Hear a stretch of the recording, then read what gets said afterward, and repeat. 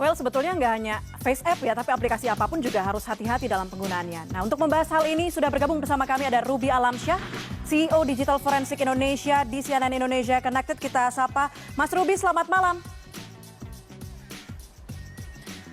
Mas Ruby, seberapa besar sih kalau ngelihat viralnya Face App ini ya, mengancam privasi pengguna kabarnya. Nah, kalau kita ingat juga beberapa negara mungkin sudah ada yang menggunakan biometrics service. Nah, ini ketakutannya harus seperti apa?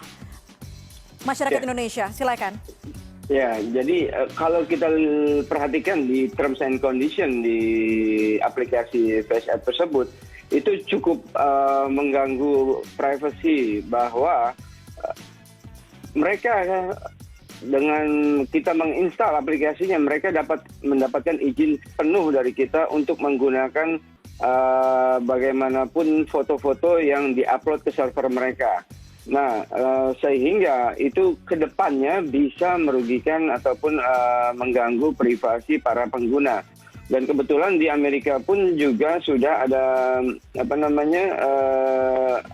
ada atensi dari pihak Amerika, bahkan FBI disuruh untuk mengecek tentang Face App ini karena ini aplikasi buatan pihak Rusia dan juga ada masalah dengan terms and condition-nya tersebut. Di mana terms and condition-nya itu selain tadi foto-foto itu akan menjadi hak milik mereka, tidak perlu membayar royalti pada pengguna, itu juga aplikasi itu bisa mengakses foto-foto kita yang lain yang bukan diupload dari aplikasi tersebut, yaitu yang ada di folder atau di album handphone kita. Oke, secara tidak langsung bisa melacak galeri kita begitu. Tidak hanya foto, kabarnya juga wilayah, kemudian alamat email dan segala data yang menyangkut privasi kita juga ini diintai begitu dalam tanda kutip. Betul, ya. Dengan kebutuhan khusus dia meminta permission untuk mengakses lokasi di handphone tersebut dan otomatis setiap orang yang menginstal klik agree itu selalu akan bisa diakses lokasinya oleh aplikasi tersebut. Oke, ini kan fotonya menjadi tua begitu. Berarti yang mereka simpan adalah foto yang tua dan juga mereka bisa mengunduh beberapa foto di galeri kita. Tapi kekhawatiran terbesarnya, terburuknya, biasanya kalau penggunaan foto digunakan lagi untuk apa sih, Mas Ruby? Bisa kegunaan macam-macam ya, tapi saya ralat sedikit, tidak hanya yang foto yang hasilnya ya, tapi foto source-nya. Karena foto source tersebut saat kita kirim, itu akan terupload ke server mereka. Baru dari situlah digunakan metode artificial intelligence, sehingga dapat merubah sesuai dengan kebutuhan dan sesuai dengan feature-feature yang mereka miliki. Jadi ini sama sekali bukan hanya foto yang hasilnya, tapi foto source-nya juga mereka simpan. Oke, Mas Ruby, sepengetahuan Mas Ruby ketika satu aplikasi bisa masuk ke dalam Apple Store ataupun Android Store begitu, iOS Store, ini apakah memang pihak dari Apple Store atau Android Store tidak memeriksa agreements mereka agar tidak membahayakan privasi dari penggunanya? Oke, baik. Sebenarnya pihak Apple Store dan Play Store atau Google itu juga pasti selalu mengecek. Mereka menjaga keamanan ataupun privasi pengguna operating system handphone mereka. Tetapi pada intinya masalah permission yang diminta oleh aplikasi itu tergantung kepada user atau pengguna itu sendiri. Mau nggak dia, tidak keberatankah dia tentang feature-feature atau permission yang diminta oleh aplikasi tersebut. Kalau penggunanya memberikan izin, si Apple ataupun Google juga tidak mempermasalahkan kan penggunanya sendiri dan sudah dimintakan izin.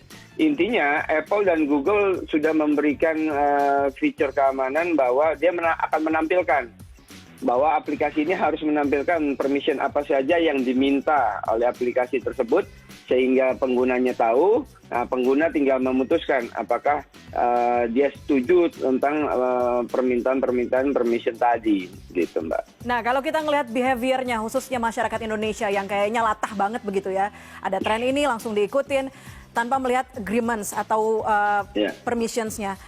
Apa yang seharusnya, bagaimana kemudian pemerintah mungkin atau pihak dari aplikasi tersebut sendiri supaya orang jelas tahu bahwa ini ada warning, ada peringatannya?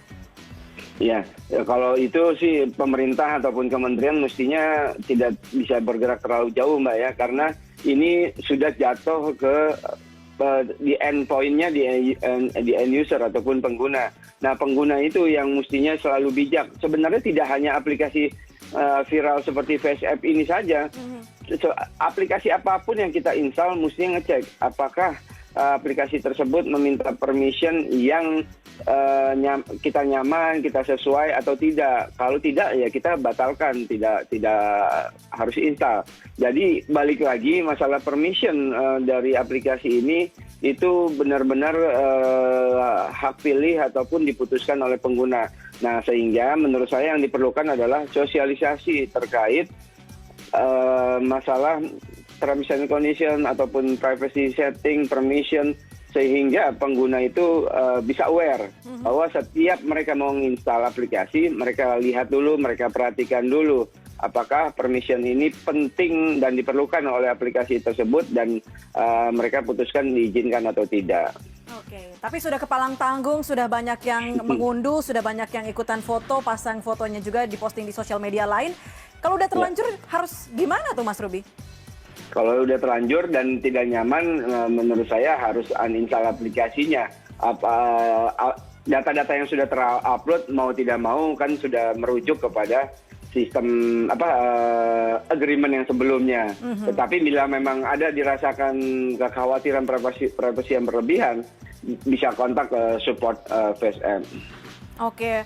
Kan Indonesia juga punya undang-undang nih, transaksi elektronik yang harusnya melindungi data privasi pengguna. Ini juga tidak bisa turun tangan kalau sudah ada agreement seperti itu ya Mas Ruby? Oke, yes. Keywordnya adalah di agreement itu. Kalau dua pihak setuju, undang-undang nggak bisa memasuki itu karena pihak mereka akan melihat bahwa ini kedua belah pihak sudah sama-sama setuju gitu, Mbak. Oke, buat Mas Ruby sendiri data kemudian foto, seberapa besar sih aplikasi yang menginginkan hal ini? Seberapa penting big data untuk mereka? Ya untuk kepentingan tertentu, misalnya intelijen, misalnya untuk kepentingan kebanyakan intelijen investigation ataupun profiling itu bisa digunakan macam-macam, Mbak. Sebuah foto, sebuah gambar itu bisa sangat berarti untuk diolah menjadi kepentingan-kepentingan yang lain. Jadi ya kekhawatiran terhadap viralnya FaceApp ini, terms and condition mereka, menurut saya sih baik memang disosialisasikan masyarakat sehingga mulai mengerti bahwa aplikasi apapun sebenarnya selama nantinya kita harus periksa apakah permissionnya itu sudah sesuai dengan kebutuhan aplikasi dan kita perlu izinkan atau tidak. Oke. Mengingat FBI juga diminta untuk menginvestigasi aplikasi ini Mas Ruby, apakah mungkin jika nantinya memang aplikasi ini mengancam bahaya atau punya bahaya privasi pengguna, mungkin tidak sih akan aplikasi seperti ini akan di-stop atau itu akan tetap ada begitu? Nah, kebetulan kalau di Amerika mereka sudah memiliki undang-undang seperti Eropa di mana para pihak pembuat platform online itu kalau mereka menyimpan data warga negara Amerika, mereka harus memiliki ataupun menyimpan servernya di lokasi Amerika. Mereka sudah ada, wajib.